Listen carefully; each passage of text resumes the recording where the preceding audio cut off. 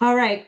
So you think your home is ready to list. You've done the hardest part, and that's decluttering, boxing up things, and getting rid of things that you no longer need. Great. Now, is the home actually ready to list? Like I mentioned before, staging is part of my services. And what I do is now that everything is got organized and out of the way, we can now go through the home and properly stage it. So what I do is I walk around the home with you and go room by room and make sure that everything, all the furniture is um, positioned in the right place. Sometimes, a lot of times, I go into bedrooms and the beds are tucked in the corner. But if you ever walked through a show home, most of the times, unless the room is very small, it's typically not shoved into the corner. So there's a lot of strategies when it comes to staging, and we'll go through room by room. Another important factor is to make sure that you get all those renovations done. And if we don't have the time for it, then we need to disclose it. But having those repairs done and out of the way so that new buyers don't need to worry about it is going to get you more value for your home. And if you're going, oh, I don't know anybody, don't worry, I have a contact for almost anything. Okay. And once that's done and ready for photos, once we rearrange everything and maybe spruce it up with a few extra accents that I could bring in, then we're ready for photos. Okay. And what the place should look like for showings is what it looks like on photo day.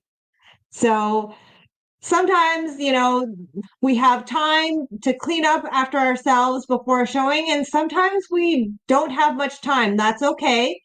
I will provide you with a list. So there will be a quick list, which is the priority, and then we'll have a full list of things to do to prepare your home to show, to make sure that it's show ready, to make sure that it shows in the best light, attracting more buyers. Now, before we go ahead and list the property for sale, I know we would have done a market evaluation before the whole process has started, but decluttering process sometimes can take a while. It could be a week, it could be 2 weeks, or it could be a month.